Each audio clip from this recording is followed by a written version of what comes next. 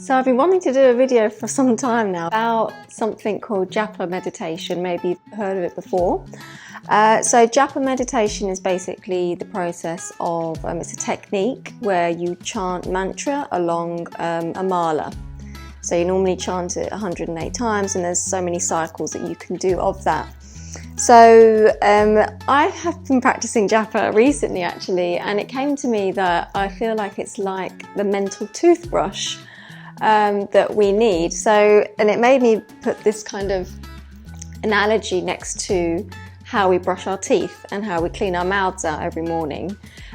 We've heard, it's quite common to hear that meditation should be a habit like brushing your teeth, but literally that's what it's doing.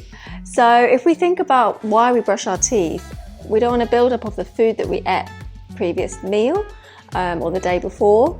We don't want a smell to come from the mouth. We don't want cavities to build up. We want to make the mouth feel fresh and clean, because we know that when it's not clean, when things build up, we end up having to go to the dentist and we have pain and we had bad breath, so we're unable to communicate with people. We aren't able to taste food properly because there's a coating in the mouth.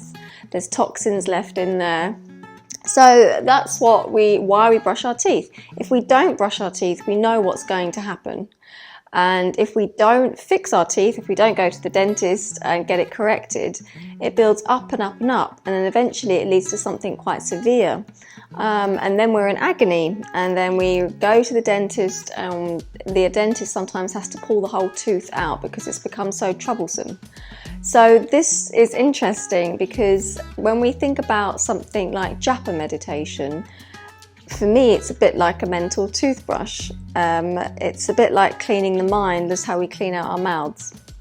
The same way that we brush our teeth and clean our mouths out, if we don't clean our mind on a regular basis, if we don't wash out previous days' memories, experiences, if we don't process what we've experienced or digested the food or digested the experience or the impression that we've been given, if we don't wash away the toxins that are left over, what happens is that we get this build-up in our mind, and it builds up and up and up, and it will have a bad smell.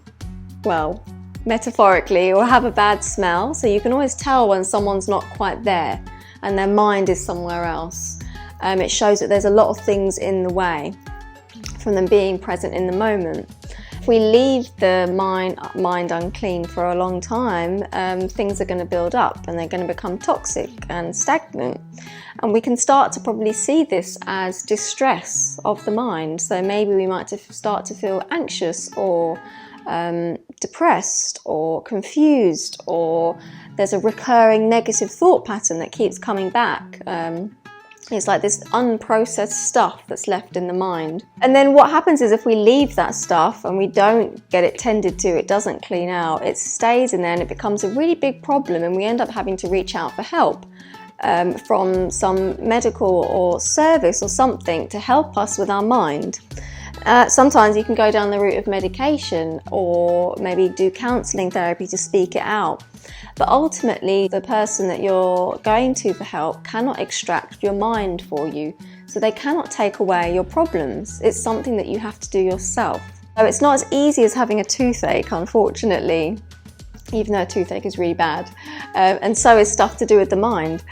Let's think about what we need to brush our teeth in the morning. We need our toothbrush, we need the toothpaste, we need our hand to do the moving mechanism, we need our will to get up and do it, and then we need some water too to wash away the build-up of the foam from the toothpaste. So all of these things have a function in order for you to clean your mouth properly. Now, the process of Japa meditation has exactly the same things. So you have your toothbrush, which is the Japa meditation technique itself. So that is the tool that you will use to wash your mind. And then you have your hand and your willpower. So Japa meditation involves using your hand to perform the technique. And you also need your will to get up and do it, to sit in a quiet place and practice it. And then you need water to wash away what's left over after you've brushed everything up.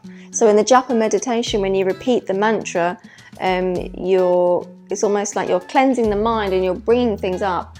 And what's going to help wash those things away is your breath. So water is like the breath. So as you inhale and exhale and anchor yourself in that, you're slowly processing and digesting these thoughts and emotions and experiences. And then here's the best part.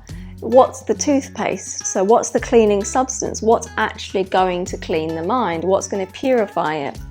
And it's mantra. So mantra is a syllable of Sanskrit, or it doesn't have to be Sanskrit, but the Sanskrit ones have potency to them because of the vibration that they create within you. They are like the toothpaste, they're like the cleaning substance of the mind. Now, you don't know exactly what is in your toothpaste, and to be honest, do you really need to know? Do you need to know what's in your toothpaste? All you need to know is that it cleans it. And then you use it, you like it, oh, my teeth are clean, I'll keep using it. And that's a bit like mantra. So if we continually use it, we will start to see how it does actually purify the mind. We don't know exactly how. This kind of knowledge is really deep. But yeah, you can see the mantra as part of the process. It's the tool, it's the cleaning substance that you need in order to clean out your mind. So brushing our teeth is a daily habit that we need to do every day. And brushing our mind or cleaning our mind is also something that we should do every day. So we've not been taught how to do that as we've been growing up. But luckily the sciences of Ayurveda, yoga, Buddhist traditions, they've been studying the mind for thousands and thousands of years. So they know the mind a lot better than we perhaps do. We might know the physical body and the physiology, the dentistry, the hygiene, the bacteria side of things, the biological, chemical things going on. But these sciences understand the subtle nature of our health, and our mind is a huge part of that. So for me personally, I think learning to brush our teeth in the morning and brushing our mind with something like Japa meditation is really needed nowadays actually, because if we think about what's happening in the world right now, there's a lot of desire, there's a lot of greed, there's a lot of tension, perhaps negativity, confusion. There's a lot of issues that would stem from the mind. And if we can start purifying our own mind and learning to bring some kind of control to our senses and live in a way that's more sattvic and pure, we are contributing to making the world a better place. So we're going to be less likely to be consuming as much, and our mind will be in a much clearer place. So for me, I think this contributes massively to things like climate change on a really subtle level, and it might not seem that big, like you think, oh, what am I going to do sitting there chanting? But actually you're making a really big difference because you're impacting the entire collective consciousness with your efforts to better yourself and clean out your mind. So Rajanath Swami has done a video about this and climate change, and it inspired me, and it's something that I was thinking about already, and then when I saw it I was like, yeah, like, this is exactly what I was trying to explain. And that's what I realized too, is that these small things like practicing yoga in the morning, meditating, making an effort to eat better and to look after yourself, these things do contribute to climate change and improving the situation. By bettering yourself, you can contribute to having less desire, more control over your senses, more harmonious relationships, and generally more awareness and consciousness to every act that you're doing. And in doing that, you will naturally know how to look after the planet, because it will become innate to you as part of this earth to look after the earth anyway. It's not something that you have to be taught.